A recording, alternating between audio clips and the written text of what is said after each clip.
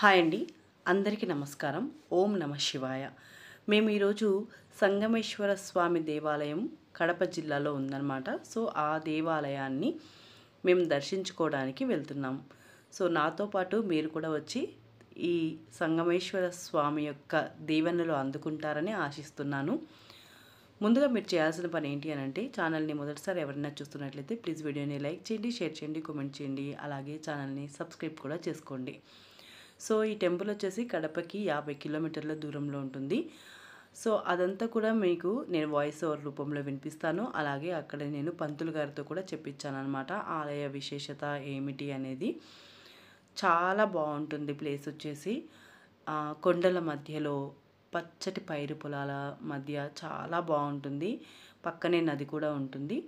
అన్ని విశేషాలు నేను ఇప్పుడు అంటే ఆలయ విశేషం అంతా కూడా నేను ఇప్పుడు మీకు వాయిస్ ఓవర్ రూపంలో వినిపిస్తాను. శ్రద్ధగా వినండి. ఎత్తైన కొండలు, గలగలా పారే నదులు వంటి సుందర ప్రకృతి దృశ్యాల నడుమ ఈ ఆలయం ప్రాచీన కళా వైభవానికి, అపురూప ఆధ్యాత్మిక సంపదకు ఆలవాలమై అలలారుతూ ఉన్నది. చక్కని కొండలు, కోనేళ్ళు, స్వచ్ఛంగా స్వేచ్ఛగా పారే నదులు, హరిత కాంతులు వెదజల్లి పరిసర ప్రాంతంలో సంగమేశ్వర ఆలయం వెలిసింది. కడప పట్టణం నుంచి సుమారు 45 కిలోమీటర్ల దూరంలో వీరపునాయనుపల్లె మండలంలోని అనిమెల గ్రామానికి సమీపంలో సంగమేశ్వర ఆలయం ఉంది. పాపాగ్ని, మొగమేరు మరియు ఉద్దండవాగు అనే 3 నదుల కలయిక సంగమం చెందే చోట వెలసిన ఈశ్వరుడు కనుక ఈ స్వామికి సంగమేశ్వరుడు అనే పేరు సార్థకమైంది. సంగమేశ్వర స్వామి వారి ఆలయంలోని లింగమూర్తిని స్వయంగా అగస్త్య మహాముని ప్రతిష్ఠించినట్లు స్థల పురాణం బట్టి తెలుస్తోంది. పూర్వం ఈ ప్రాంతంలో సప్త ఋషులు ఆశ్రమాలు నిర్మించుకొని తపస్సు చేసుకునేవారు. అలా తపస్సు చేసుకుంటూ ఉన్న సమయంలో అగస్త్య మహాముని శివలింగాన్ని ప్రతిష్ఠించి ప్రతిరోజు అభిషేకించి అర్చనను నిర్వహించేవారని స్థల పురాణం చెప్తోంది. కానీ కలియుగ ప్రవేశంతో పూజా పునస్కారంలో లేకుండా పోవడంతో కాలక్రమంలో శివలింగం భూమిలో పూడిపోయింది. చాలా కాలం తర్వాత మళ్ళీ శివలింగం బయటపడేందుకు మరో కథ ప్రచారంలో ఉంది. సంగమేశ్వర స్వామి వెలిసిన ప్రాంతాన్ని పాలించే సూర్యవంశ రాజుగారికి పెద్ద ఆవుల మంద ఉండేది. ఆ ఆవుల మంద ప్రతిరోజు సంగమేశ్వర స్వామి వెలిసిన అటవీ ప్రాంతంలో మేత మేసి గోశాలకు చేరేవి. కానీ ఒక్క ఆవు మాత్రం గోశాలకు వెళ్లే ముందు మందను వదిలి దూరంగా వెళ్ళి ఒక పుట్టపై నిలబడి పాలను దారగా వదిలి అనంతరం గోశాలకు చేరేది. దీన్ని గమనించిన పశువుల కాపరి ఆ గోవును అనుసరించసాగాడు. పుట్టపై పాలను దారగా వదిలే ఆవును చూసిన కాపరి చేతిలో ఉన్న గొడ్డలితో ఆవుని కొట్టాడు. ఆ దెబ్బ నుంచి ఆవు తప్పించుకోగా ఆ దెబ్బ పుట్టలోని శివలింగమునకు తగిలింది. కాగా రెచ్చిపోయిన కాపరి ఆవును కొట్టడానికి మళ్ళీ గొడ్డలిపైకి ఎత్తడంతో, నేను సంగమేశ్వరుడిని, ఈ పుట్టలో ఉన్నాను. ఈ ఆవు ప్రతిరోజు నాకు పాలిస్తూ ఉంది. పుట్టను తొలగించి నన్ను బయటకు తీసి ఆలయం నిర్మించి పూజలు నిర్వహించండి, మేలు జరుగుతుంది అనే మాటలు పుట్ట నుంచి కాపరికి వినిపించాయి. ఈ విషయాన్ని పశువుల కాపరి రాజుకు తెలుపగా పుట్టను తొలగించి సంగమేశ్వర లింగాన్ని బయటకు తీసి ఆలయం నిర్మించి పూజా పునస్కారాలను ప్రారంభించినట్లు స్థల పురాణం చెప్తోంది. అప్పటి నుంచి ఎత్తైన కొండలు, గలగలా పారే నదులు వంటి సుందర ప్రకృతి దృశ్యాల నడుమ సంగమేశ్వర స్వామి ఆలయం ప్రాచీన కళా వైభవానికి, అపురూప ఆధ్యాత్మిక సంపదకు ఆలవాలమై అలలారుతూ ఉంది. శివలింగంపై కొంత గుంతగా ఉంటుంది. అది పశువుల కాపరి గొడ్డలి దెబ్బ అని పురోహితులు చెబుతున్నారు. దేవేరి అయిన పార్వతీదేవి ప్రత్యేక గర్భాలయంలో కొలువుదీరి ఉన్నారు. దక్షిణాముఖంగా ఉన్న శ్రీ పార్వతీదేవి నిలుచున్న భంగిమలో భక్తులకు దర్శనమిస్తారు. ఈ ఆలయ ముఖమండపానికి ప్రత్యేక చరిత్ర ఉంది. ఈ ఆలయంలోని విశాలమైన ముఖమండపం నేలపై నీలి శిలలు పరచబడి ఉన్నాయి. ఈ శిలల మహత్యానికి సంబంధించిన కథ ఉంది. పూర్వం ఈ ఆలయం చుట్టుపక్కల ప్రాంతాల్లోని గ్రామాల్లో ఎక్కడైనా దొంగతనాలు జరిగితే దొంగల బారిన పడిన వస్తువులు పోగొట్టుకుంటున్నవారు ఈ ఆలయానికి వచ్చి స్వామిని దర్శించుకొని రంగమండపంలోని నేలపై పరుచబడి ఉన్న బండపై చూస్తే దొంగల ఆచూకీతో పాటు దొంగతనమునకు గురైన వస్తువులు ఎక్కడ దాచి ఉన్నారనేది కూడా స్పష్టంగా కనిపించేదట. దీంతో దొంగలను సులభంగా పట్టుకునేవారట. ఆలయమునకు ఉత్తరం వైపున ఎత్తైన కొండలు, దక్షిణం వైపున నది, పడమర దిశలో 2 నదులు సంగమిస్తూ ఉన్న అద్భుత దృశ్యం భక్తులకు నయనానందాన్ని కలిగిస్తుంది. తూర్పు అభిముఖంగా ఉన్న ఈ ఆలయం ఎత్తైన గోపురాలతో, విశాలమైన మండపాలతో, అద్భుతమైన శిల్ప సంపదతో, అపురూపమైన దేవతామూర్తులతో భక్తులను విశేషంగా ఆకర్షిస్తూ ఉంది. ఆలయమునకు 4 వైపులా దారులు ఉన్న ప్రధాన ద్వారంపై 3 అంతస్తుల గోపురం, దానిపై 5 కలశములు దర్శనమిస్తాయి. పడమర ద్వారంపై 5 అంతస్తుల గోపురం, దానిపై 7 కలశములు నిర్మించబడి ఉన్నాయి. దక్షిణ ద్వారాలపై మండపములు నిర్మించారు కానీ గోపురములు నిర్మించలేదు. దక్షిణ ద్వారం నుంచి ప్రక్కనే ప్రవహిస్తున్న నదిలోనికి మెట్ల మార్గం నిర్మించబడినది. తూర్పు ద్వారం నుంచి ఆలయంలోకి ప్రవేశించగానే విశాలమైన ప్రాకారంలో ఆలయం దర్శనమిస్తుంది. ప్రధాన ఆలయం, రంగమండపం, ముఖమండపం, అంతరాలయం, గర్భాలయంతో ప్రశాంతత కలిగిస్తుంది. రంగమండపం నుంచి ముఖమండపంలోకి ప్రవేశించే ద్వారానికి దక్షిణం వైపున వినాయకుడు కొలువుదీరి ఉన్నాడు. ముఖమండపంలో శివునికి ఎదురుగా నందీశ్వరుడు ఉన్నాడు. రంగమండపంలో ఉత్తరం వైపున సంగమేశ్వర స్వామి దేవేరి అయిన పార్వతీదేవి ప్రత్యేక గర్భాలయంలో కొలువుదీరి ఉన్నారు.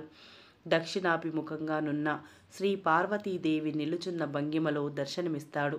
చతుర్భుజి అయిన శ్రీ పార్వతీదేవి 2 చేతులలో కమలములను కలిగి ఉండటంతో పాటు మరో 2 చేతులలో అభయ వరద ముద్రలను ధరించి ఉన్నారు. ఆలయ గోపురములు, రంగమండపంలోని స్తంభాలు, ఉత్తర, దక్షిణ ద్వార మండపములోని స్తంభములపైన, దేవాలయ గోడలపైన అద్భుతమైన శిల్ప సంపద భక్తులకు నయనానందకరాన్ని కలిగిస్తూ ఉంటుంది.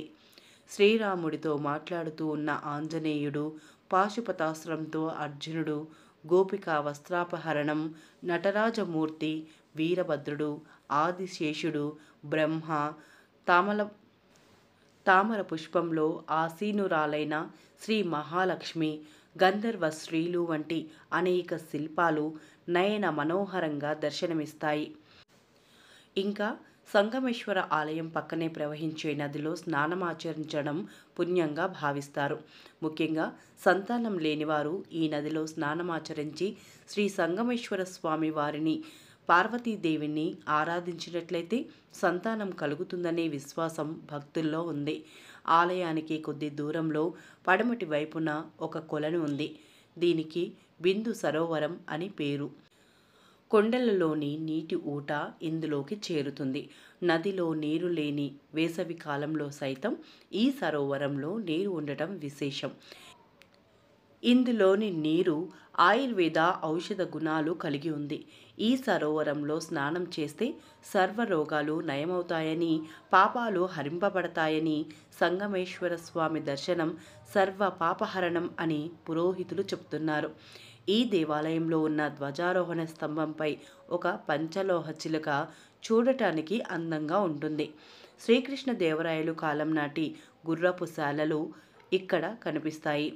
ఒకప్పుడు ఇక్కడ 5 రోజుల పాటు తిరునాళాలు జరిపేవారు. కార్తీక మాసంలోని 4 సోమవారాలు ఇక్కడ తిరునాళాలు జరుగును. అలాగే శివరాత్రి పర్వదినాన ఇక్కడ హరికథా కాలక్షేపం జరుగును. ఈ ఆలయానికి 4 ప్రధాన గోపురాలున్నాయి.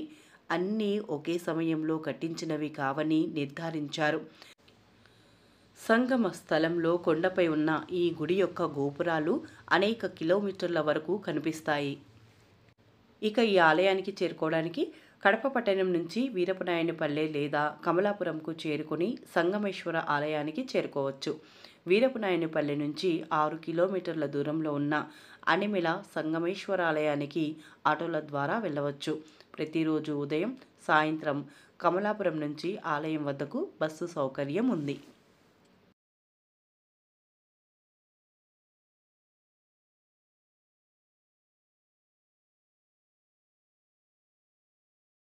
అలాగే ఈ బండ గురించి కూడా చాలా మహిమ గలది రాచమని అని చెప్తున్నారు.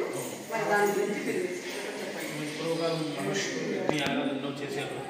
అగస్త్య మహాముని వారు కానీ ఈ యొక్క ఆలయంలో ప్రసిద్ధి ఏమిటంటే ఇక్కడ సూర్య భగవానుడు ఆరాధన చేస్తున్నారు కాబట్టి దీన్ని సూర్యక్షేత్రంగా పిలుస్తాం. ఉదయం నుంచి సాయంత్రం వరకు స్వామికి సూర్యకిరణాలు ఉంటాయి. అలాగే స్వామి స్వయంభులింగము, స్వామి పైన తల మీద గోపాలం ఉంటుంది. ఆవు పాలిచ్చే సమయంలో ఆ యొక్క ఆవు కాసేతను చూసి గమనించి తన చేతిలో ఉన్నటువంటి ఆయుధంతో విసిరివేశాడు. అది తగులుదని భయం చేత స్వామి తల మీద పాదం పెట్టి దక్షిణ భాగానికి దాటిందనమాట. ఆ సమయంలో ఆ యొక్క లింగం ఇట్లా కొద్దిగా దక్షిణ భాగం ఒరిగి ఉంటుంది. అలాగే స్వామికి ఒకే లింగంలో 12 లింగాలు ఉన్నాయి. అందుకే దేవాలయాలు అంటాం. మనం ద్వాదశ జ్యోతిర్లింగ దర్శనం చేసుకుంటే ఏ పుణ్యం కలుగుతుందో ఇక్కడ అదే యొక్క పుణ్యం ఈ యొక్క సంగమేశ్వర దేవాలయాల్లో కలుగుతుంది అని చెప్తున్నారు. అలాగే స్వామికి బ్రహ్మరంధ్రం కూడా ఉంది, శిఖస్థానము అంటాం. స్వామికి అజ్ఞాచక్రం కూడా ఉంది, సూర్యచక్రము అంటాం. అలాగే స్వామికి బ్రహ్మసూత్రం కూడా ఉంది, నాభి అంటాం. అంటే బ్రహ్మసూత్రం 1 లింగాల్లో కొన్ని లింగాలు మాత్రమే అరుదుగా ఉంటుంది అంట. ఇక్కడ యజ్ఞయాగాలు చేసి పూర్వకాలంలో మహర్షులు చేసినటువంటి శక్తి అంతా కూడా ఈ బండ మీద అమర్చబడి ఉన్నది. కనుక గత కాలంలో ఎక్కడన్నా వస్తువు పోయిన వాళ్ళు కానీ, దొంగతనం జరిగిన వాళ్ళు కానీ, వాళ్ళు తలస్నానం చేసి దీపం పెట్టి కూర్చోవడం ద్వారా పోయిన వస్తువు ఎక్కడున్నా సరే ఇందులో కనపడేది. దొంగలను పట్టించే బండ అంటారు ఈ యొక్క ప్రాంతం అంతా కూడా. అలాగే ఇక్కడ పైన మనకు అష్టదిగ్బంధన మహాయంత్రం కూడా ఉంది. ఇది అరుణాచలంలో కలిగి ఉంది. అలాగే స్వామికి నిత్యము ఈ రోజుల వరకు కూడా సర్పం వచ్చి తగిలిపోతుంది. ఉదయం రోజు కూడా సర్పం ఉదయం 3 లోపల కానీ అవ్వడం జరుగుతుంది. కనుక ఆ గోపాదం తొక్కడం ద్వారా 1400 శతాబ్దాల కిందట తొక్కింది ఆవు ఉంటుంది. కానీ ఇప్పటికి కూడా ఆ నీరు అనేది స్ఫురిస్తూ ఉంటుంది. ఆవు చెమట ఆవు యొక్క మూత్రం ఏ విధంగా వాసన వస్తుంటుందో అదే మాదిరిగా ఆ నీరు స్ఫురించడం విశేషం. కనుక ఇక్కడ స్వామి స్వయంభూలింగము, గుడి అంతా కూడా శివలింగ ఆకారంలో కలిగి ఉంది. అలాగే స్వామివారికి ఎడమ భాగంలోనే భ్రమరాంబిక అమ్మవారు కూడా ఉన్నారు. అమ్మవారు ఉత్తరం నుంచి దక్షిణముఖంగా చూస్తున్నారు. అంటే దక్షిణ భాగంలో మనకు యమధర్మరాజు ఉంటాడు. అలాగే వచ్చేటువంటి యొక్క భక్తులకు మోక్షాన్ని కలిగించమని అమ్మవారు ప్రాధేయపడుతూ ఉత్తర భాగం నుంచి దక్షిణ భాగం చూస్తుంది. కనుక అమ్మవారు ఉత్తర స్థానం ఉంది కాబట్టి వరాల ప్రదానం జరుగుతాం. అలాగే ఇక్కడ మన సంగమం అంటే 3 ఏళ్ళు క్రైస్తూ ఉన్నాయి. ఆ పాటిని వాహిని, మొగమూరు అంటాం, త్రివేణి సంగమం అని చెప్తాం. ఇక్కడ కాలజ్ఞానం బ్రహ్మం గారు కూడా ఏమని రాశారంటే ఆ 3 నదులు కూడా ఇంతెత్తుగా వచ్చి స్వామిని అభిషేకం చేసుకొని ఆ నీళ్లు మనకు ధ్వజస్తంభం పైన చిలక ఉంది. ఆ చిలకెత్తు నీళ్ళు వెళ్ళినప్పుడు ఆ చిలక తల వంచకుండా అంటే అర వంచకుండా నీళ్ళు తాగితే ఆ చిలకకు ప్రాణం వచ్చి కలియుగం అంతమవుతుందని శాసనంలో కూడా చెప్పబడి ఉంది. ఇది యొక్క సంగమేశ్వర దేవాలయం యొక్క చరిత్ర. Thank you. ధన్యవాదాలు స్వామి, ఇంత విపులంగా వివరించినారు. సో విన్నారు కదండి, పంతులు గారు చెప్పారు ఆలయ విశిష్టత గురించి. అలాగే నేను కూడా వాయిస్ రూపంలో వినిపించాను కదా. టెంపుల్ అయితే చాలా బాగుంటుందండి. మనం అనుకొని వెళ్తే మాత్రం అస్సలు వెళ్ళలేమంట. ఎందుకు అనంటే టెంపుల్కి వాస్తు దోషం ఉండడం మూలాన సో అది ఒక మహిమ అన్నమాట. వాస్తు దోషము అలాగే మహిమ కూడా. దానివల్ల మనం అనుకొని వెళ్తే మాత్రం వెళ్ళలేమంట. ఆయన భక్తితో కొలిచి మనం వెళ్ళాలి అని అనుకున్నా కూడా ఆయన పిలుచుకుంటే మనం ఖచ్చితంగా అనుకోకుండానే అక్కడికి వెళ్ళిపోతామంట. సేమ్ అలాగే మేము కూడా అసలు అనుకోలేదండి. ఆ దారిలో వెళ్తూ ఉంటే ఇక్కడ గుడి ఉంటుంది, శివాలయం అని చెప్పారు. అప్పటికే చీకటి అవుతుంది. అయినా పర్వాలేదు వెళ్దాము అని చెప్పేసి మా హస్బెండ్ అన్నారు. సో వెళ్ళామన్నమాట. మాకైతే చాలా హ్యాపీ అనిపించింది. దర్శనం కూడా మాకు అద్భుతంగా అయింది. మేము గర్భగుడిలోకి వెళ్ళి స్వామివారిని చాలా భక్తితో మేము ప్రార్థించాము. అసలు వాతావరణం అయితే అద్భుతంగా ఉంది. అండ్ కొండలు, నది చాలా చాలా చాలా మంచి ఎక్స్పీరియన్స్ అనమాట. చాలా హ్యాపీ అనిపించింది. ఎంతో పుణ్యం చేసుకుంటే కానీ ఇలాంటి దైవ దర్శనాలు మనకు కలగవన్నమాట. మాకైతే చాలా హ్యాపీగా అనిపించింది. పిల్లలు కూడా చాలా హ్యాపీ ఫీల్ అయ్యారు. Hey, Pitu. ఇది నేను సంక్రాంతి రోజు Do you see here once? Bhogi రోజు తీసాను అనమాట. ఈ వీడియో భోగి రోజు సాయంత్రం రోజు శరణ్య హాయ్. సో నాకు చాలా హ్యాపీ అనిపించింది. మేము ఊరు వెళ్తూ ఇలా దర్శనం చేసుకొని వెళ్ళాము. చూసారా వాతావరణం కానీ లొకేషన్ కానీ ఎంత అద్భుతంగా ఉందో కదా. అందులో సూర్యుడు అస్తమించే సమయము, పొలాల మధ్యలో అలా కొండల్లో వెళ్తూ ఉంటే చాలా హ్యాపీ ఫీల్ అయ్యారు పిల్లలు కూడా. మేము కూడా చాలా బాగా ఎంజాయ్ చేసాం. దర్శనం కూడా చాలా హ్యాపీగా అయింది. చాలా బాగా అయింది దర్శనము. అందుకు మేము చాలా ధన్యులం అన్నమాట. చాలా బాగా అనిపించింది. సో ఈ వీడియో మీ అందరికీ బాగా నచ్చిందని అనుకుంటున్నాను. ఈ వీడియో కానీ మీకు నచ్చినట్లయితే ప్లీజ్ వీడియోని లైక్ చేయండి, షేర్ చేయండి, కామెంట్ చేయండి. అలాగే ఛానల్ని సబ్స్క్రైబ్ కూడా చేసుకోండి. Thank you for watching my channel. మరొక మంచి వీడియోతో మళ్ళీ కలుసుకుందాం. అంతవరకు సెలవు. నమస్కారం.